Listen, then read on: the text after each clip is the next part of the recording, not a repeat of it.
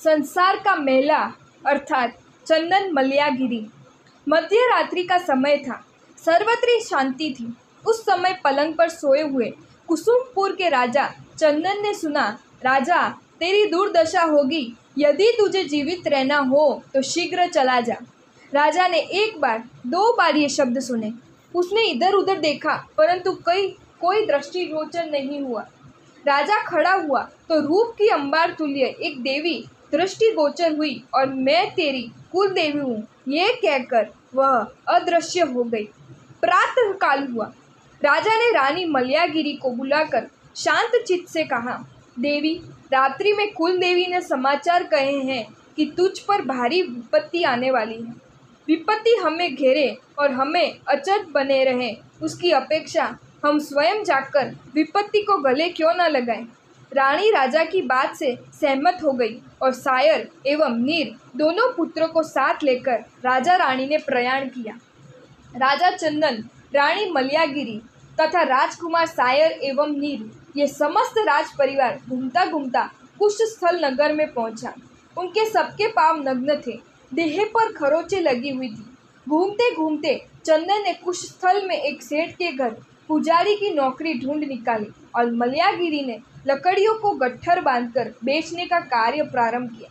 उन्होंने कुशस्थल के बाहर एक झोपड़ी बनाई। चंदन नौकरी का कार्य समाप्त होने पर रात्रि में झोपड़ी पर आता और मलयागिरी भी लकड़ियां बेचकर जो प्राप्त होता उससे दो कुमारों का पोषण करती। रात को चारों एकत्रित होते और प्रातः अपने अपने कार्य पर चले जाते। संध्या का समय था। एक परदेशी व्यापारी चौक में बैठा हुआ था। इतने में मलयागिरी की लकड़ी लो आवाज उसके कानों में पड़ी। घंटियों की रणकार सदृश आवाज सुनकर उस व्यापारी ने उस ओर अपना मुंह फिराया तो एक सुंदर रूपवती स्त्री को लकड़ियां बेचते हुए देखा। व्यापारी ने उस स्त्री को बुलाकर कहा, यहाँ आ, उतार गट्ठर। स्त्री ने गट्ठर उतारा परंतु व्यापारी की दृष्टि लकड़ियों देखने की अपेक्षा उस स्त्री के अंगोपांगों को निहारने लगी। उस स्त्री ने कहा, सेठ जी पैसे दीजिए, मुझे जाना है। व्यापारी ने अनुमान से अधिक मूल्य दिया और मलयागिरी पैसे लेकर अपनी कुटिया पर चली गई। नित्य मलयागिरी लकड़ी का गट्ठर लाती और वह व्यापारी दुगुना तिगुना मूल्य देता। इस तरह 3-4 दिन व्यतीत होने पर मलयागिरी ने गट्ठर उतारा कि व्यापारी के सशक्त सेवकों ने तुरंत मलयागिरी को रथ में खींचकर रथ को आगे बढ़ा लिया। मलयागिरी ने छूटने के लिए अत्यंत उछल कूद की परंतु उन काल भैरवों के समक्ष उसके समस्त प्रयत्न निष्फल रहे। तनिक दूर जाने पर व्यापारी बोला, मलयागिरी, यह देह क्या लकड़ियां बेचने के योग्य है? तू मेरी अर्धांगिनी बन जा और ये समस्त वैभव तू अपना समझकर मेरे साथ रह।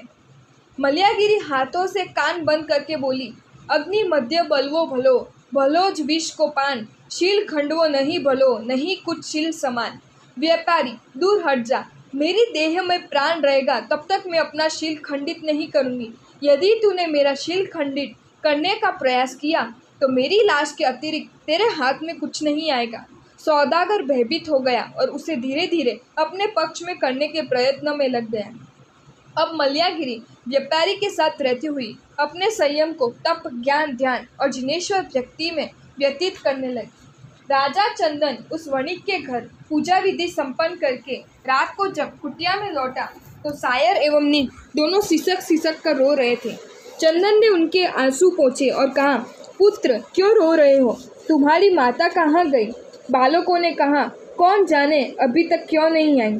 हमने उनकी बहुत प्रतीक्षा की परंतु वह दृष्टिगोचर हो ही नहीं हुई। चंदन कुटिया से बाहर इधर उधर घुमा।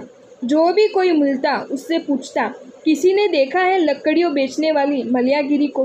किसी ने इनकार किया तो किसी ने कोई उत्तर ही नहीं दिया। चंदन ने मन को स्थिर किया और सोचा कि यदि मैं मस्तिष्क का संतुलन खो दूंगा तो इन दोनों बालकों का क्या होगा। कुटिया पर आकर दोनों पुत्रों को लेकर चंदन कुशस्थल छोड़कर चला गया। गांव के बाहर वन निकुंज के उद्यान में जो कोई मिलता उन सबको यही पूछता कि किसी ने देखा है मेरी मलयागिरी को। पशुओं, पक्षियों, वन के वृक्षों तथा सरसराती वायु को सबको चंदन पूछता कि बताओ उस कटियारी मलयागिरी को, परंतु कहीं से भी उसे कोई उत्तर नहीं मिला।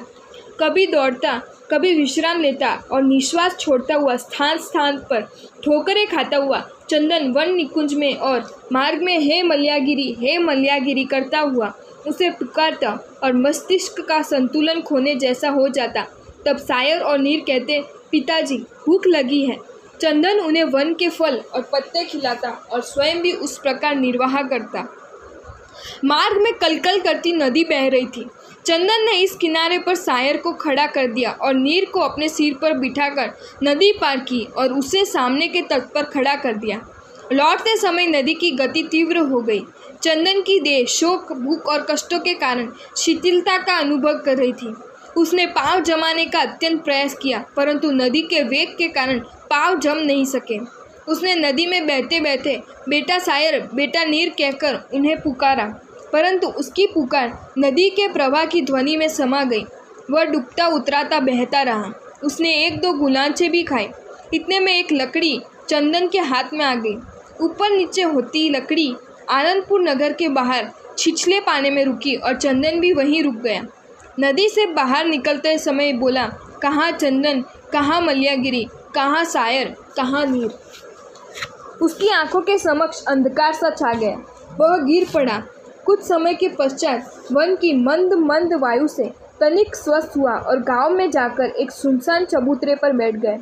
कभी वह निश्वास छोड़ता तो कभी हे देव, कहाँ चंदन, कहाँ मल्यागिरी कहकर अपनी रानी मल्यागिरी एवं सायर नीर का विचार करता।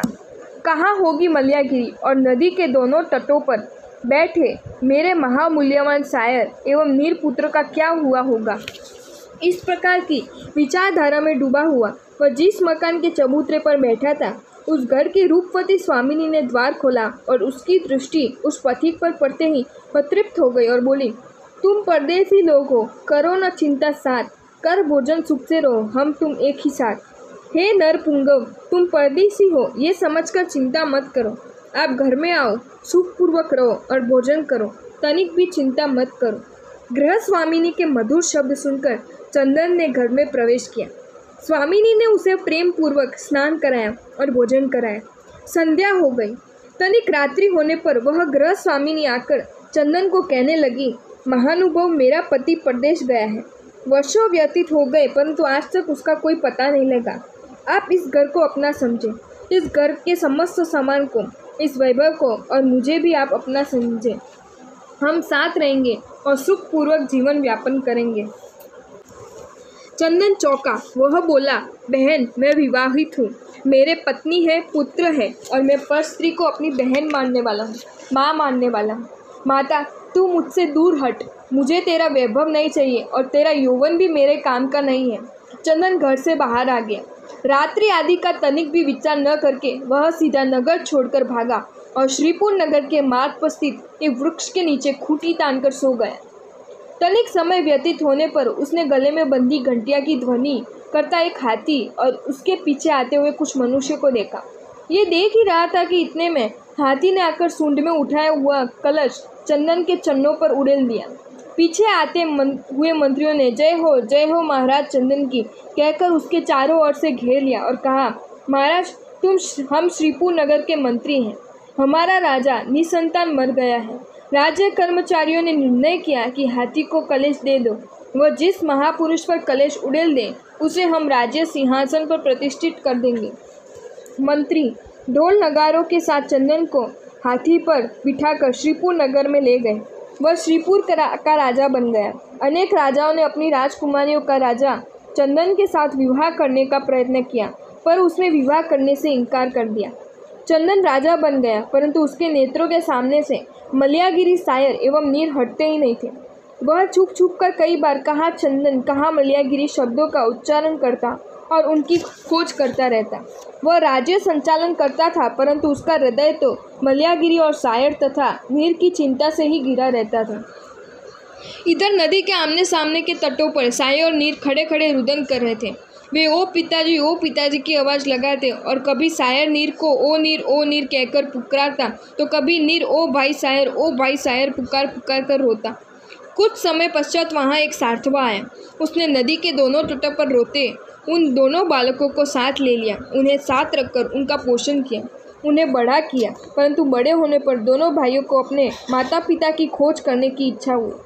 अतः एक रात्रि में सार्थवा के नाम पर एक पत्र लिखकर वहां से निकलकर वे दोनों भाई श्रीपुर नगर में आए। श्रीपुर नगर में इधर उधर घूमने के पश्चात उन दोनों ने राजा के महल में संतरियों की नौकरी स्वीकार कर ली। वे नित्य राजा को प्रणाम करते और अपना कर्तव्य बजाते थे। राजा उन्हें पहचान नहीं पाया और न ही वह दोनों भाई राजा को पहचान पाए। मलयागिरी चंदन, साय और नील का स्मरण करती हुई व्यापारी के साथ घूम रही थी।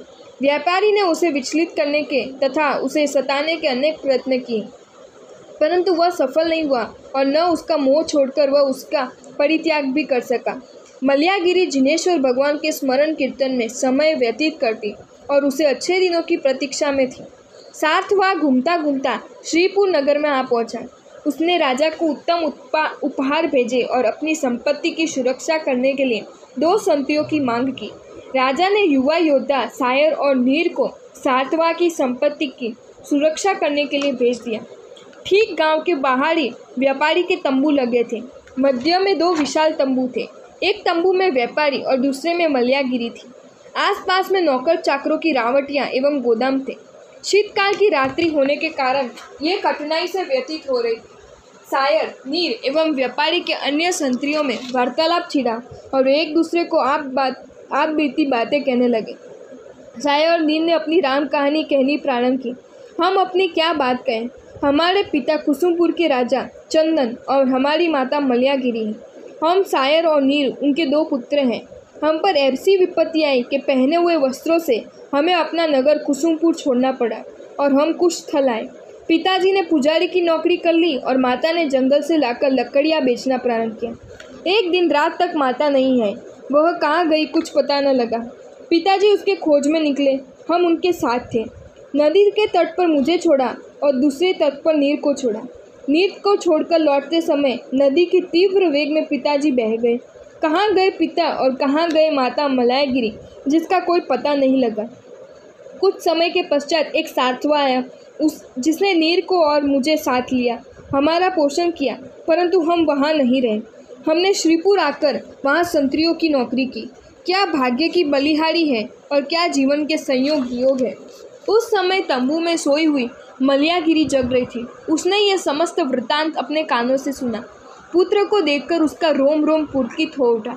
उसकी कंचुकी फूल गई। स्तनों में से दूध की धारा बहने लगी। वह अंधेरी रात्रि में बाहर निकली और पुत्र सायर, पुत्र नीर कहकर उसने उन दोनों को आलिंगन किया और वह सिसकियां भर भर कर रोने लगी। इस आवाज से तंबू में सोया हुआ व्यापारी जग गया और सायर तथा नीर को धमकी देता हुआ बोला, तुम चोरी करने के लिए आए हो अथवा किसी की स्त्री को उठाने के लिए आए हो। परस्पर वाद विवाद करते हुए बोर हो गया और ये शिकायत श्रीपुर के राजा चंदन के पास पहुंची। व्यापारी ने अनुनय विनय के साथ राजा को निवेदन किया, राजन, ये दोनों संतरी मेरी इस पत्नी को उठा ले जाना चाहते हैं। राजा ने कहा, युवकों, सत्य सत्य बात कहो, तुम कौन हो। युवकों ने अश्रुपूर्ण नेत्रों से स्वयं पर बीती कहानी कहनी प्रारंभ। राजा ने बरबस धैर्य रखा, परंतु जब वे बालक जोर जोर से रोते हुए बोले कि राजन, माता मलयागिरी तो 12 वर्षों के पश्चात हमें मिली, परंतु पुत्रों की माता की अपेक्षा अधिक त्याग करने वाला हमारे तारनहार पिता चंदन हमें कहाँ मिलेगा। ये कहकर दोनों भाई और मलयागिरी सिसक कर रो पड़े। राजा का धैर्य टूट गया। वह राज्य सिंहासन पर खड़ा हो गया और बोला, पुत्रों, घबराओ मत, ये खड़ा है तुम्हारा पिता चंदन। पुत्र पिता के गले लग गया और मलयागिरी लज्जित हो गई। व्यापारी फीका पड़ गया। राजा ने उसे क्षमादान देकर निकाल दिया। तत्पश्चात चंदन कुसुमपुर एवं श्रीपुर दोनों स्थानों का राजा बन गए। सायर एवं नीर दोनों राज्यों के अलग अलग युवराज बनाए गए। घोर विपत्ति के समय भी चंदन एवं मलयागिरी ने साहस रखकर शील का पालन किया और अनन्य निष्ठा के साथ वियोग सहन करने के कारण उन्होंने अधिक संयोग का अनुभव किया।